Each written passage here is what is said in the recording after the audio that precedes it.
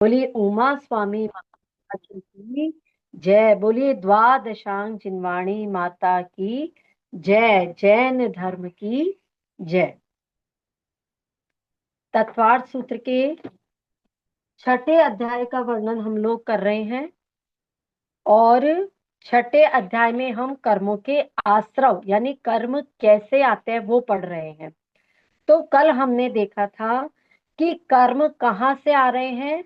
मन वचन और काय की जो भी क्रिया होती है उसके फलस्वरूप वो कर्म आते हैं। और अगर वो जो हमने मन वचन काय से कार्य किए यदि वह शुभ प्रवृत्त रूप है, अच्छे हैं, तो पुण्य का बंध होगा। यदि वही कार्य अशुभ रूप में है तो हमें पाप का बंध होगा, है ना। उससे हमें पुण्य नहीं मिलेगा। यहीं तक हमने कल पढ़ लिया था। अब आज पढ़ेंगे चौथे सूत्र से, सूत्र नंबर 4। चलिए, हाँ, सबसे पहले मैं पढ़ती हूँ, फिर सोनल जी आप पढ़िएगा। स कषाया कषाययोः सांप्रदायिक एरिया पथयोः। सकषाया कषाययोः सांप्रदायिक सांप्रदायिक। इसके बाद क्या या बोलेंगे? हाँ, इसको या तो ऐसे पढ़ दो, सांप्रदायिक, ई के बाद में केरिया पथयोः, या तो ऐसे पढ़ दो, या सांप्रदायिक एरिया पथयोः।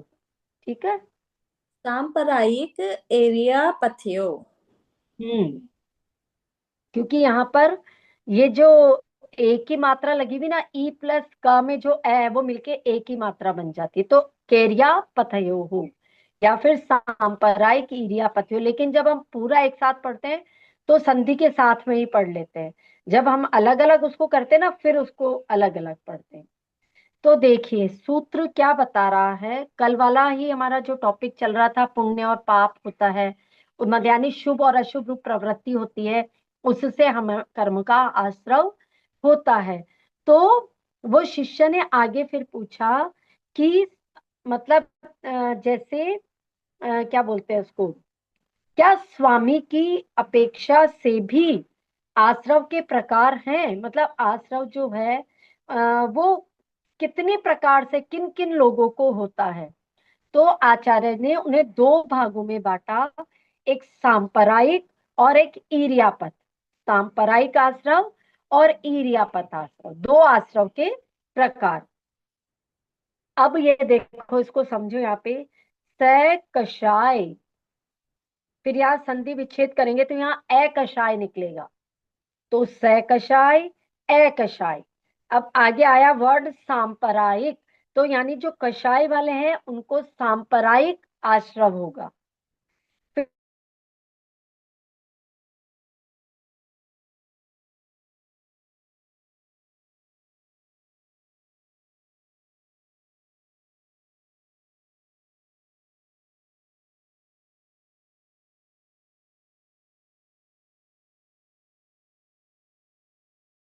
आश्रव होगा सांप्रदायिक। और दूसरा, जिनके कषाय नहीं है, जो अकषाय है, जो कषाय से रहित है, उनको कौन सा आश्रव होगा? ईर्यापत आश्रव। तो पहले हम बात करते हैं सांप्रदायिक आश्रव की। देखो जो सांप्रदायिक शब्द है वो कैसे बना हुआ है? सम प्लस पर प्लस अय, यानी सम्यक उत्कृष्ट गति। इसका सांप्रदायिक का मतलब अगर एक एक सम पर अय से इसका मीनिंग बनाते हैं तो ये बनता है, यानी इसका दूसरा मीनिंग एक और होता है। संप्रदाय का मीनिंग आप समझ लो संसार। ठीक है। यानी जो कषाय वाले जीव हैं, कषाय वाले प्राणी हैं, तो उनको संसार में कौन भटका रहा है? ये कषाय भटका रही है। मतलब इसको दोनों तरह से समझ लो। जो कषाय वाले प्राणी हैं उनको सांप्रदायिक आश्रय हो रहा है, यानी वो संसार में भटकते रहेंगे। संसार में परिभ्रमण का कारण है क्या है? कषाय। कषाय ही क्या करती है? इस चारों गतियों में भटकाती है। इन कषाय के कारण क्या होता है कि जो आदमी होता है वो अपना सही स्वरूप भूल जाता है ना। ये कषाय के कारण कर्म आकर के आत्मा से चिपक जाते हैं। जैसे मैंने बताया था, एक वट वृक्ष है, उसमें गोंद होता है, वो जो गोंद होता है वो चिपकाने का कारण है। ऐसे ही ये जो कषाएं हैं, क्रोध मान माया लोभ है, ये गोंद का काम करती है। तो इस कषाय रूपी गोंद के कारण वो कर्म आकर के हमारी आत्मा से चिपक जाते हैं। और फिर वो क्या, कैसा आश्रव दे रहे हैं हमारे को? सांप्रदायिक, यानी इस संसार में परिभ्रमण करवा रहे हैं। क्यों हम अब, जैसे किसी ने क्रोध किया, किसी ने लोभ किया, है ना, ये क्या करती है? हमारे आत्मा को कसती है।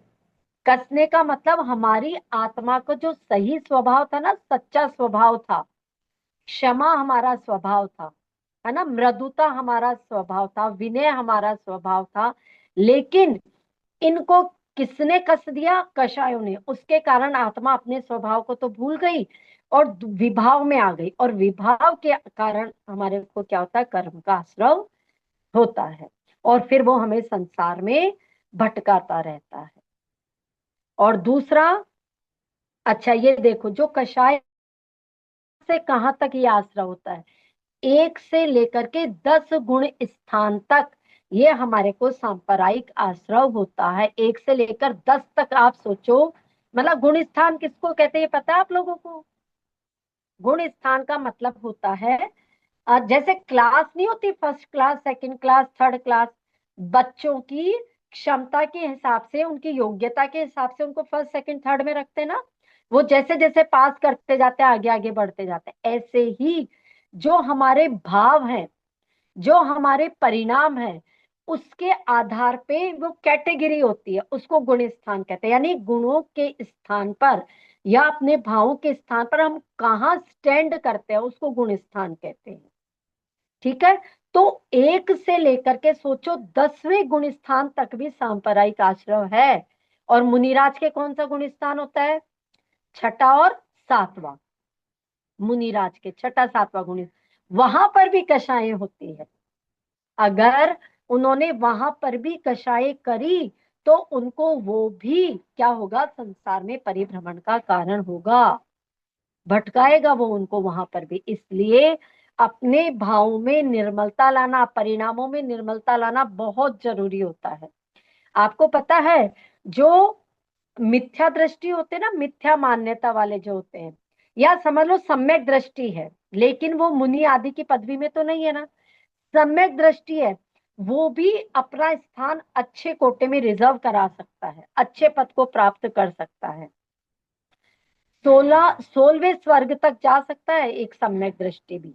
सम्यक दृष्टि भी, और ऐसा व्यक्ति भी जो कुतप कर रहा है, मतलब तप कर रहा है, उसको पता नहीं है, तप करने का तरीका पता नहीं है, गलत तप कर, लेकिन फिर भी वो 16वें स्वर्ग तक चला जाता है। तो कहने का मतलब ये है कि आप क्या करो, अगर अपनी अच्छी जगह हम जाना चाहते हैं, इन सांसारिक परिभ्रमणों से मुक्त होना चाहते हैं, तो अपनी आत्मा को कषाय रहित करना, समझ रहे हो ना मेरे बताने का मतलब? अगर हम सांप्रदायिक आश्रम नहीं चाहते हैं तो इन कषायों को हटाओ मन से। ठीक है। तो ये 1 से 10वें गुण स्थान तक होता है। फिर दूसरा कहलाता है ईरियापथ आश्रम।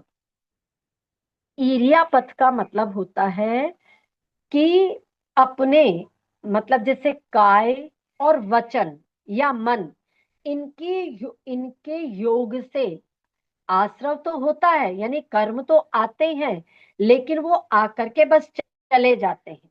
यानी हमारे जो अरिहंत भगवान हैं उनके भी कर्म का आश्रव होता है, क्योंकि 11वें से लेकर के 13वें गुण स्थान में भी आश्रव बताया है, उनके भी कर्म का आश्रव है।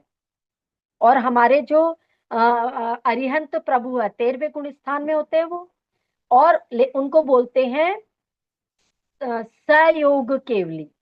सहयोग का मतलब वहां पर योग है उनके भी, अभी भी उनके भी मन वचन काय का योग है, लेकिन वो उनके किस प्रकार का आश्रय होता है? इस प्रकार का, जैसे ऐसे होता है ना, इस कान से सुना और इस कान से निकाल दिया बस, आया और चला गया, वो ठहरता नहीं है अंदर। तो क्यों नहीं ठहरता, कोई कारण बताएगा इसका? कर्मों का आश्रव तो हुआ, लेकिन वो अंदर ठहरा नहीं, क्यों? बताओ। क्योंकि उन्होंने अपने घातिया कर्मों का नाश कर लिया। चार क्योंकि पद हाँ, क्योंकि उनके जो कषाएं थी वो चली गई सब अंदर, कषाएं। क्योंकि मैंने क्या बोला, कर्मों को चिपकाने का काम कौन करता है? कषाएं। अब नशा उनके है। वो कषाय नहीं है, तो उसको चिपकाएगा कोई भी नहीं कर्म को। वो आए और इधर से आए, इधर से चले गए। तो भगवान के भी आश्रव है, लेकिन वो ठहरते नहीं है कर्म अंदर, वो चले जाते हैं। इसको बोलते हैं ईर्यापथ आश्रव। तो भगवान के भी आश्रव है, लेकिन ईर्यापथ आश्रव, आए और चले गए, मतलब रुकते नहीं है वो कर्म। तो ये उनके ठीक है। पहले कब के आश्रम होते हैं? पहले के क्या? करे भगवान के ये जो नहीं आश्रम। नहीं नहीं नहीं नहीं, हमने क्या बोला अभी? उनके वचन है कि नहीं, वो बोलते हैं कि नहीं? भगवान बोलते हाँ, हैं ना, हाँ, विहार भी करते हैं, समावचरण में जाते हैं कि नहीं जाते, इधर से उधर हाँ, जाते हैं ना। तो उनकी मन वचन काय का योग हुआ, उससे आत्म प्रदेशों में परिस्पंदन हुआ। और परिस्पंदन ही आश्रव का कारण, हमने कल पढ़ा था ना, कि हाँ, आत्म प्रदेशों में परिस्पंदन होता है, उसको योग बोलते हैं। वही हाँ। आश्रव है। तो इस वजह से उनके आश्रव होता है, लेकिन वो आता है और चला जाता है, ठहरता नहीं है, क्योंकि कषाय नहीं है, इसलिए। तो स्वामी की अपेक्षा से आश्रव दो प्रकार का, एक सांप्रदायिक जिनके कषाय होती है, और दूसरा कौन सा हुआ? इरियापत, जिनके कषाय नहीं होती। इतना आ गया समझ में? जैसे इसको आप ऐसे समझो कि एक जो पहलवान होते हैं, वो जब अखाड़े में जाते हैं तो अपने शरीर पे तेल लगा करके जाते हैं। तो तेल लगाने पर वो अखाड़े में जब लड़ते हैं, तो उनके शरीर पर धूल चिपक जाती है। तो ये तो हो गया कि चिपकाने वाला कौन था बीच में? तेल। और अगर वो तेल लगा करके नहीं जाते तो धूल चिपकती तो सही, लेकिन ऐसा ऐसा करा और वो धूल झड़ जाती, चिपकी भी नहीं रहती, वो चिपकी भी नहीं रहती, है ना? तो ऐसे ही, मतलब कषाय अगर है तो वो कर्म चिपके हुए रह जाएंगे, अगर कषाय रूपी तेल नहीं है तो कर्म आए और झड़ गए, बस ऐसा समझ लो उसको। ठीक है, चलिए नेक्स्ट। अब ये जो सांप्रदायिक आश्रव है, ये किस किस कारण से हो रहा है, इसके कितने भेद है, ये हम पढ़ेंगे। और देखो, एक ये समझो, जैसे हमारे घर में मेहमान आते हैं, ठीक है? अगर आप उन मेहमानों की जितनी खातिरदारी करोगे, वो उन मेहमानों की उतनी इच्छा होगी ना रुकने की, उनका मन ही नहीं करेगा जाने का। तो ये कषाय वही काम करती है। ये कषाय क्या करती है? कर्मों को इन्होंने बुला लिया, कर्म आ गए, अब ये कषाय उनकी खातिरदारी कर रही है ना? क्रोध लोभ, तो वो कर्म रुक गए, अब कर्म जाने का नाम ही नहीं ले रहे। और अब अगर उनका हम मेहमान आए, हमने मेहमान नवाजी नहीं की, उनको ज्यादा तवज्जो नहीं दी, तो वो आएंगे और चले जाएंगे कि नहीं यार, यहाँ रुकने का तो कोई फायदा नहीं है। तो वो कर्म आते हैं और चले जाते हैं, कब? जब कषाएं नहीं होती। इसको ऐसे एग्जाम्पल से आप समझ सकते हो। ठीक है। अब सांप्रदायिक आश्रव के कितने भेद हैं? सूत्र नंबर 5, चांदनी। इंद्रिय कषाय, इंद्रिय कषाया व्रत क्रिया पंच चतुः पंच पंचविंशति संख्या पूर्वस्य भेदाः। इंद्रिये कषाया व्रत क्रियाः पंच चतुः पंच पंचविंशति संख्याः पूर्वस्य भेदाः। हाँ, अब देखो क्या क्या कारण बताएं सांप्रदायिक आश्रव की। सांप्रदायिक आश्रव के भेद बताएं। देखो, इंद्रियों की वजह से सांप्रदायिक आश्रव होता ना, इंद्रियों की वजह से। फिर दूसरा बताया कषाय की वजह से। और यहाँ पर जब संधि विच्छेद कर देंगे तो कषाय, कषायाव्रत था तो ये निकल जाएगा कषाय और अव्रत। अव्रत का मतलब होता है पाप, अव्रत का मतलब पाप। और क्रिया, ये जो क्रिया होती है, ये इनके चार सांप्रदायिक आश्रम का कैसे हो रहा है? 4 वजह से, इंद्रियों से, कषाय से, अव्रत से और क्रिया से। अब ये आगे देखो, दे रखा पंच, यानी इंद्रियां कितनी होती है? 5। पंच मतलब 5। फिर कषाय, तो कषाय चतुः, चतु मतलब 4। फिर अव्रत, अव्रत का मतलब होता है पाप, पाप कितने होते हैं? कितने होते हैं? 5। तो फिर आ गया पाँच। पंच यानी 5। फिर क्रिया, क्रिया का है पंचविंशति यानी 25। 25। पंचविंशति का मतलब 20, तो 25। इस प्रकार से ये पूर्वज से भेदा पहले वाले के भेद हैं। पहले वाला कौन है? सांप्रदायिक आश्रम। अभी पिछले सूत्र में पढ़ा ना कि 2 प्रकार के आश्रम है, सांप्रदायिक और ईर्यापत। तो पहले वाले के भेद बताए हैं सांप्रदायिक के। यानी सांप्रदायिक आश्रम जो है वह किन किन कारणों से हो रहा है ये बताया है। इंद्रिय की वजह से, कषाय की वजह से, अव्रत की वजह से, और क्रिया, हम जो भी 25 प्रकार की क्रियाएं करते हैं उनकी वजह से हमें कर्मों का आश्रव होता है। तो पहले देखो, इंद्रियां 5 कौन कौन सी? स्पर्शन, रसन, घ्राण, चक्षु और श्रोत्र। 5 ये हमारी क्रिया, 5 इंद्रियां हैं जिन, जैसे देखने की वजह से। क्या देखने की वजह से आश्रव होता है? क्या बताओ, कर्म का आश्रव कैसे होता है देखने की वजह से? कुछ मतलब गलत अच्छा अच्छा देखना चाहिए, गलत गलत नहीं देखना चाहिए।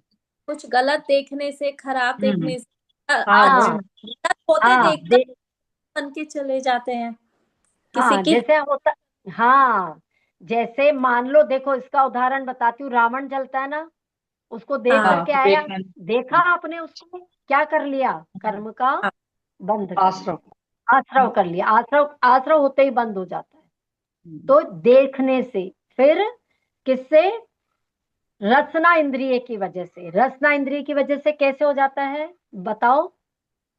खाने अमर्यादित पीने। भोजन आपने खा हाँ। लिया, है ना? हाँ अमर्यादित भोजन हम्म। खा लिया, या आपने हाँ मतलब अमर्यादित जो मसाला जो भी था, कहते हैं दही बड़े खाने से, है ना?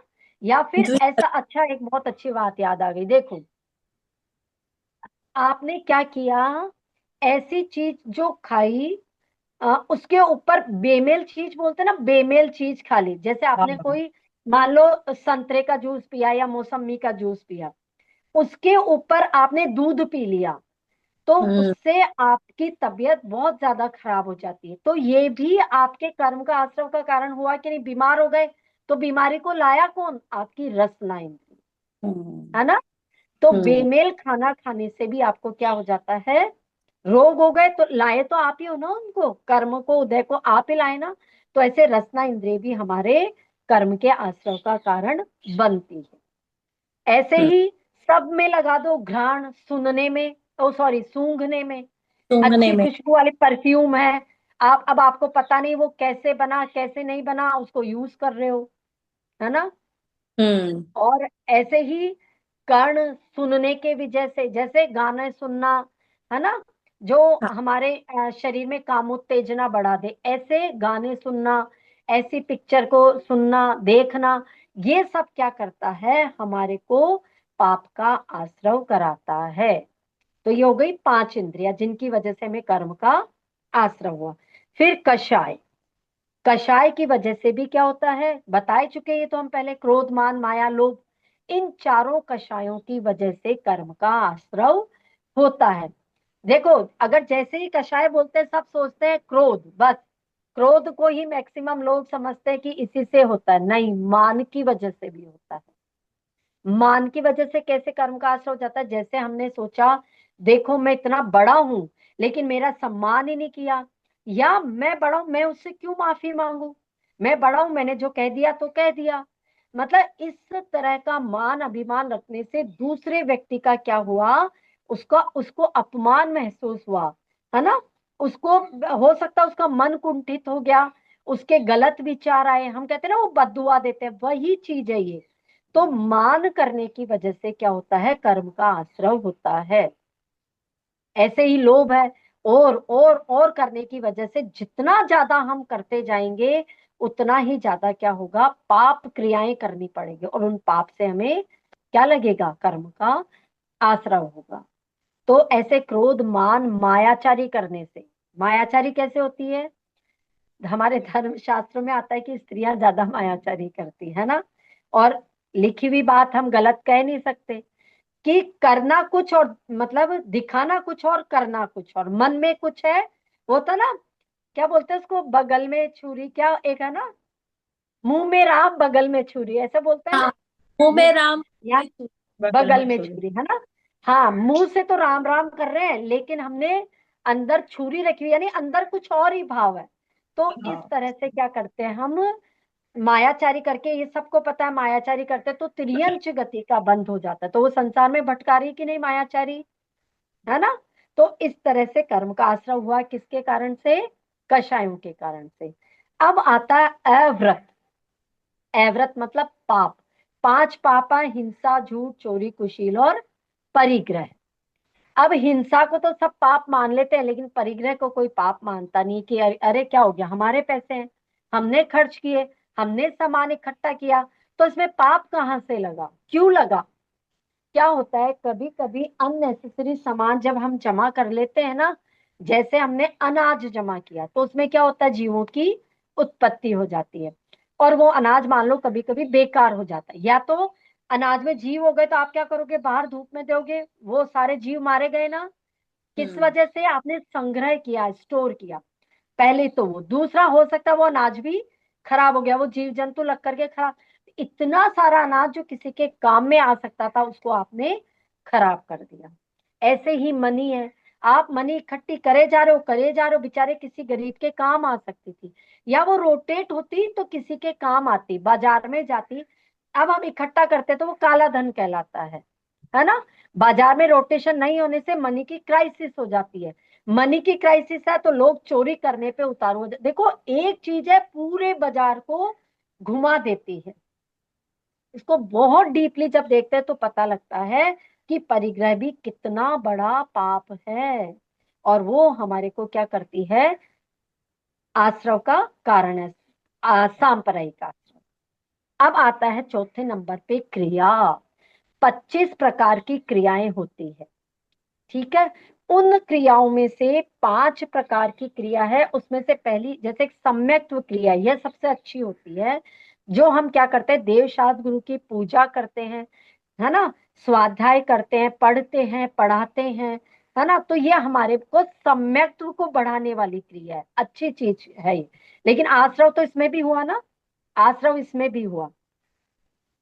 और बाकी की जो क्रियाएं हैं उसमें से देखो, 5 क्रियाएं तो ऐसी है जो, जिसमें हिंसा की मुख्यता होती है, ठीक है। 25 में से मैं मोटे मोटे तौर पे समझा रही हूँ आपको, जिसमें हिंसा की मुख्यता है। 5 क्रिया ऐसी है जिसमें इंद्रिय भोगों की मुख्यता है। 5 क्रिया ऐसी होती है जो धर्माचरण तो कर रहे हैं, लेकिन उसमें भी हमें धक्का लग जाता है ना। जैसे पूजा पक्षाल तो की, लेकिन चाह कर ली हमने कि नहीं हमें इसका फल ये मिल जाए, है ना। इस तरह से 5 प्रकार की क्रियाएं। और 5 प्रकार की क्रिया ऐसे हैं कि व्यक्ति धर्म तो कर रहा था, लेकिन फिर वो उससे विमुख हो जाता है, कि मैंने इतना धर्म किया, मुझे इसका कोई फल ही नहीं मिला, ये सब बेकार है धर्म वर्म करना। इस तरह से इन क्रियाओं को, 25 क्रियाएं, इनको 5-5 भागों में मैंने आपको बता दिया। तो ये इस तरह 25 क्रियाएं हैं जो क्या करती हैं, हमारे को सांप्रदायिक आश्रव कराती है, ठीक है। ये ये किसके लिए है, 1 से लेकर के 10वें गुण स्थान तक ये आश्रव चलता है, सांप्रदायिक आश्रव, है हम्म। ना। हम्म। हाँ, वैसे मेरे पास देखो क्रियाओं के नाम भी लिखे हुए हैं, क्रिया का मतलब क्या क्या होता है, वैसे डिटेल है इसमें, लेकिन अभी मैं ये करवा नहीं रही हूँ, है ना। 25 प्रकार की क्रियाएं, ठीक है। कुछ बस मैंने पा, शॉर्ट में बता दी। हाँ पा, बोलो। 5 अवरत में एक कुशील नाम था, क्या नाम था उसका? हाँ, कुशील, हिंसा, झूठ, चोरी, कुशील, अच्छा। कुशील और परिग्रह। ठीक है। तो बस कुशील का क्रिया के मतलब, नाम। हाँ ये देखो, ये समझो, चलो कुशील आ गया तो ये भी आपको समझा देती हूँ। आ, द्रव्य, क्षेत्र, काल और भाव, इनके हिसाब से भी, चलो वो अगले शायद सूत्र में आ जाएगा तो वहां समझा दूंगी फिर आपको। एक ठीक है। एक सेकंड देखती हूँ।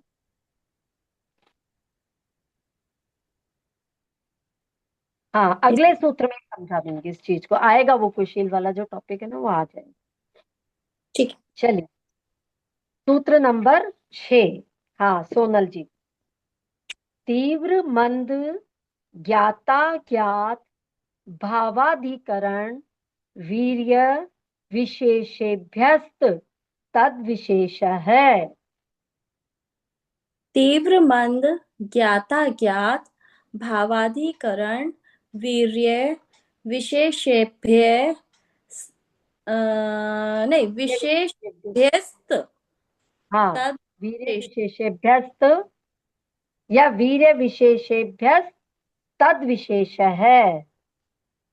विशेषेभ्यस्त यस, तद विशेष है। तत् अच्छा, वीर्य विशेषेभ्यस्त तद शेषः विशेष है, विशेष। विशेष। वो देखो वी है ना, जो द्वि शब्द है उसके पैर में वी है ना, तो हाँ, हम क्या करेंगे, वीर्य विशेष शब्द तद बोल के विशेष ऐसे बोल देंगे। तद ठीक है, विशेष। ठीक विशेष है। है ना। आगे बोलना, चांदनी हाँ, पढ़ो एक बार इस सूत्र को। एक मिनट। हाँ हाँ, तीव्र तीव्र मंद ज्ञाता ज्ञात भावाधिकरण वीर्य विशेष विशेष्य तद विशेष। वीर्य विशेषेभ्य नहीं पढ़ा आपने, भय नहीं पढ़ा, वीर्य अच्छा, विशेषेभ्य तद विशेष। है ना। हाँ, अब ये देखो, उस शिष्य ने पूछा कि ये जो हमने मतलब बताया कि इतने संसार में जीव हैं, तो क्या सभी को समान रूप से आश्रय होता है? क्या सारे ही एक जैसे कर्म का बंध कर रहे हैं? तो हम्म, आचार्य श्री ने कहा, नहीं नहीं, सबको एक जैसा आश्रव नहीं होता है ना, कर्म का आश्रव एक जैसा नहीं होता है। तो शिष्य ने पूछा फिर कैसे होता है? तो उन्होंने बताया ये किस पे डिपेंड करता है कर्म का आश्रव। तीव्र मंद, यानी कोई अपने परिणाम तीव्र रख रहा है, कषाय के तीव्र परिणाम है, तो उसको कर्म का आश्रव भी ज्यादा होगा। मंद, कोई मंद भाव से कषाय कर रहा है तो उसको कम कर्म का आश्रव होगा। फिर ज्ञाता ज्ञात, यानी एक हो ज्ञाता ज्ञात है ना, ज्ञात और अज्ञात भाव। ठीक है, पहले हो गए तीव्र भाव, दूसरे हो गए मंद भाव, फिर हो गया ज्ञात भाव, चौथा हो गया अज्ञात भाव। ज्ञात मतलब एकदम जानबूझ करके, और अज्ञात का मतलब अनजाने में, प्रमाद में। ठीक है, तो जो जैसे भाव करता है, जिनका जैसा अधिकरण मतलब का होता है आधार, जिसका जैसा आधार है, वीर्य विशेष है। और वीर्य, वीर्य का मतलब होता है शक्ति, जिसमें जैसे शरीर की शक्ति है, वो उनसे विशेषता आती है। किसमें? तद विशेष है, यानी उसमें विशेष है, विशेषता आती है किससे? मतलब इन चारों पांचों छह कारणों की वजह से सांप्रदायिक जो आश्रव था उसमें विशेषता आती है। भाई हमने पहले नॉर्मल रूप से पढ़ लिया कि इंद्रिय, कषाय, पाप और क्रिया की वजह से क्या होता है, कर्म का आश्रव होता है। अब क्या ये सभी को एक जैसा होगा?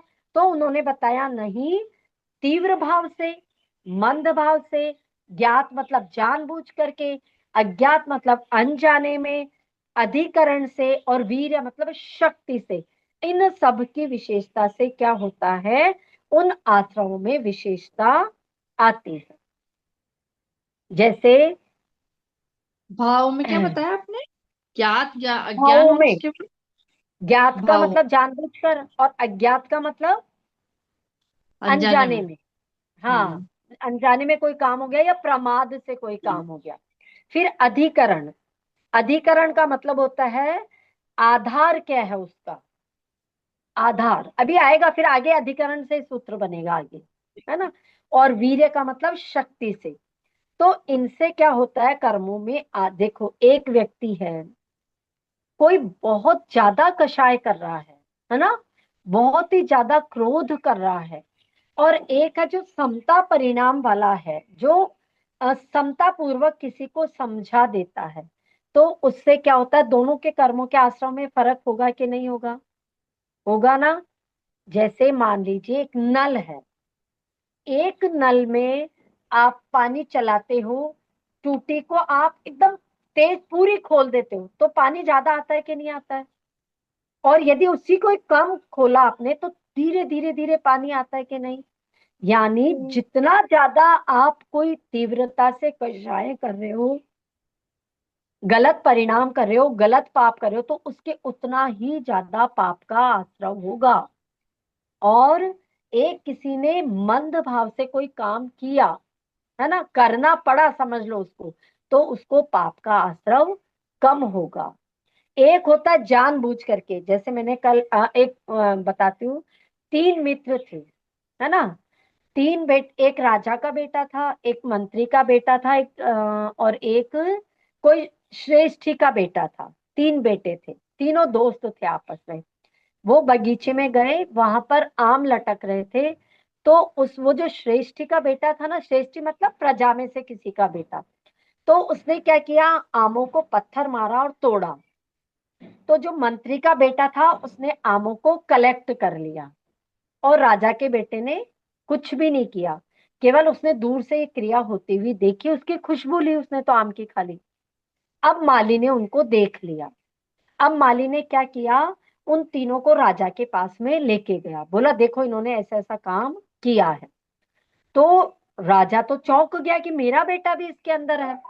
अब उसने तीनों को लाइन में खड़ा किया। जो प्रजा का बेटा था उसको, मतलब श्रेष्ठ का बेटा था, उसको तो क्या बोला कि तुम क्या करो, अब आइंदा से ऐसा काम नहीं करोगे, अगर करोगे तो तुम्हें दंड मिलेगा, अब तुम जा सकते हो। बस उसको बोला, उसने कहा सॉरी बोला और वो चला गया। दूसरा आया मंत्री का बेटा, उसको बोला तुम्हें ये काम नहीं करना चाहिए था, चलो 10 उठक बैठक लगाओ। उसने 10 उठक बैठक लगाई, उसको छोड़ दिया। अब राजा के खुद के बेटे की बारी है, उसको बोला तुम 100 उठक बैठक लगाओ, है ना, 100 उठक बैठक लगाओ, तुम भविष्य में कभी ऐसा काम नहीं करोगे, और तुम्हारे को नहीं तो दंड, कड़े से कड़ा दंड मिलेगा। अब बताओ, जो श्रेष्ठी का पुत्र था उसने तो पत्थर मारा, फल तोड़े, सबसे ज्यादा पाप तो उसने किया, दंड सबसे कम उसको। मंत्री के बेटे को उससे ज्यादा दंड, और राजा के बेटे को सबसे ज्यादा दंड क्यों दिया?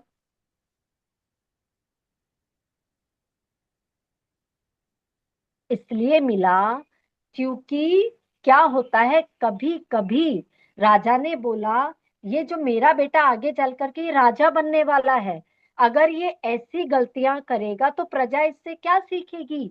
प्रजा तो सारी चोरी करना सीख जाएगी इससे। एक व्यक्ति जो हेड ऑफ द फैमिली है, हमारे पना हेड है, वही गलत काम करेगा तो सब गलत काम सीखेंगे। तो इसलिए इसको तो सबसे ज्यादा दंड मिलना चाहिए। फिर मंत्री के बेटे को उससे कम दंड दिया, उसको 10 उठक बैठक लगाई, उसको ऐसे भी नहीं छोड़ा। क्यों? क्योंकि वो मंत्री का बेटा अगर आगे चल करके मंत्री बनेगा, वो क्या सलाह देगा सबको?